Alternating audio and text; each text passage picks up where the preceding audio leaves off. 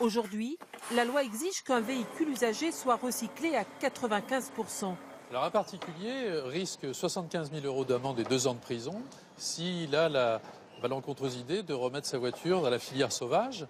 En effet, laisser sa voiture dans un champ ou dans une casse non agréée, cela relève du passé. Alors aujourd'hui, que deviennent les vieilles voitures? Nous allons suivre le parcours de cette Clio des années 90 et voir tout ce qui peut être recyclé. Par mesure de sécurité, explosion des airbags. Puis, c'est le début du désossage.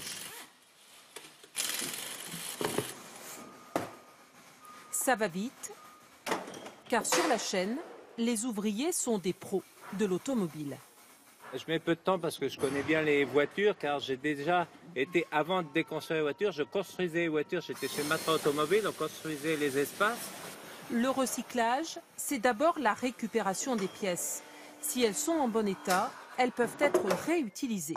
Elles sont identifiées et tracées grâce à un code barre, comme sur ce pare-choc avant qui sera remis en vente.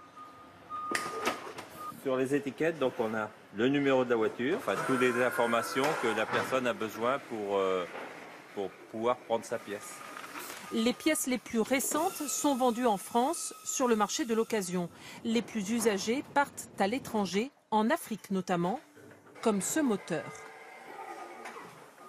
Le moteur et la boîte de vitesse vont partir à l'export. Ils seront revendus à un client marocain qui va les réutiliser. C'est un professionnel qui va réutiliser le moteur et la boîte de vitesse au Maroc. Rien ne se perd. Même les ceintures de sécurité vont trouver un nouvel usage. L'ensemble des ceintures de sécurité vont être cédées à une entreprise qui va les réutiliser pour faire des anses de sacs par exemple ou des sacs complets. Le pare-choc arrière est en trop mauvais état pour être revendu. Il sera fondu et la matière récupérée. Tout comme le cuivre des fils électriques. Des matières premières coûteuses qui intéressent les constructeurs automobiles. Ils vont les réutiliser dans leurs futurs véhicules. Mais combien rapporte le recyclage d'une voiture? La partie recyclage pur et dur, en fonction des cours des matières, oscille entre 100 et 250 €.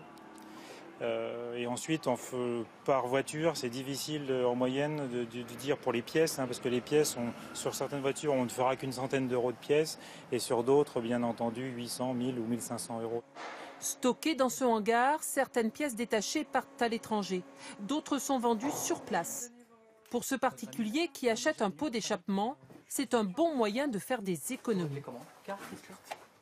Neuf, c'est 150 à peu près. Et puis là, c'est 30 €, ça fait... Il y a une grande marge quand même. 2h30 plus tard, voici ce qu'il reste de la Clio. Une fois sa carcasse broyée, 97% du véhicule aura été recyclé.